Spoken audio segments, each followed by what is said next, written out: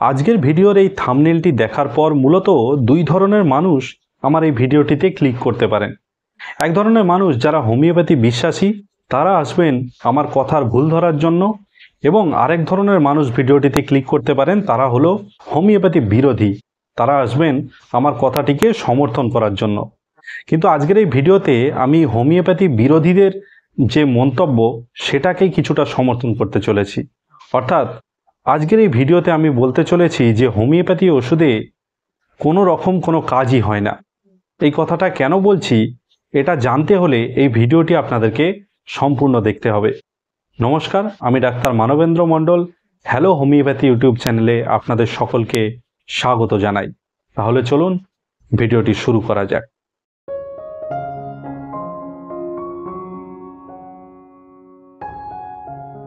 আজকের এই আধুনিক যুগে বহু মানুষ অ্যালোপ্যাথি চিকিৎসাকেই তাদের প্রাথমিক পছন্দ হিসাবে গ্রহণ করে থাকেন। অ্যালোপ্যাথি চিকিৎসা হলো রোগভিত্তিক চিকিৎসা।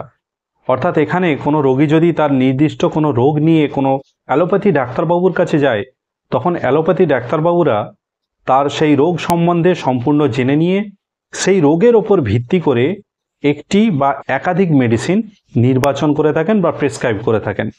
এক্ষেত্রে কোনো রোগীর রোগ যদি একাধিক হয়ে থাকে, সেই ক্ষেত্রে কিন্তু তার মেডিসিনও একাধিক হয়ে যেতে পারে। কিন্তু হোমিওপ্যাথি চিকিৎসা সম্পূর্ণ আলাদা। হোমিওপ্যাথি চিকিৎসা হলো সম্পূর্ণ লক্ষণ ভিত্তিক চিকিৎসা।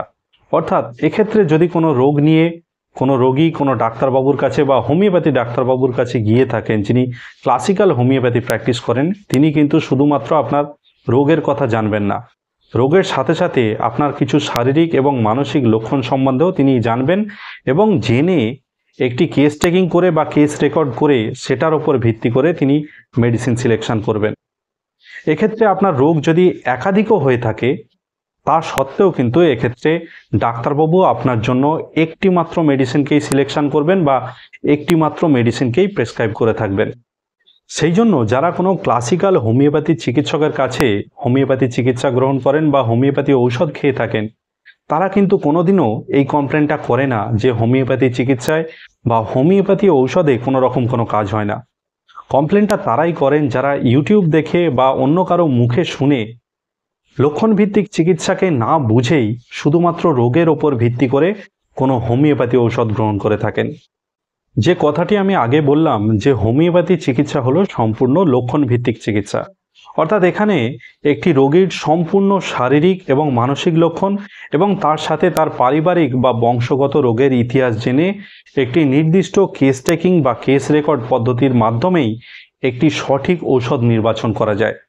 কিন্তু যদি কোনো ব্যক্তি এই নির্দিষ্ট পদ্ধতিটি অনুসরণ না করে ইউটিউব দেখে বা কারো মুখে শুনে শুধুমাত্র রোগের ওপর ভিত্তি করে বাজার থেকে গিয়ে একটি হোমিওপ্যাথি মেডিসিন কিনে সেটাকে কোনো চিকিৎসকের পরামর্শ ছাড়াই বাড়িতে সেবন করতে বা ব্যবহার করতে যদি শুরু করে দেন, সেক্ষেত্রে সেই ঔষধটি থেকে শুধুমাত্র যে কোনো রকম কোনো কাজ পাওয়া যাবে না তাই নয়, অনেক সময় দেখা গেছে এই ধরনের ব্যক্তিরা কিন্তু এইসব হোমিওপ্যাথি ঔষধের পার্শ্ব প্রতিক্রিয়া বা সাইড এফেক্টসের শিকারও পর্যন্ত হয়েছেন।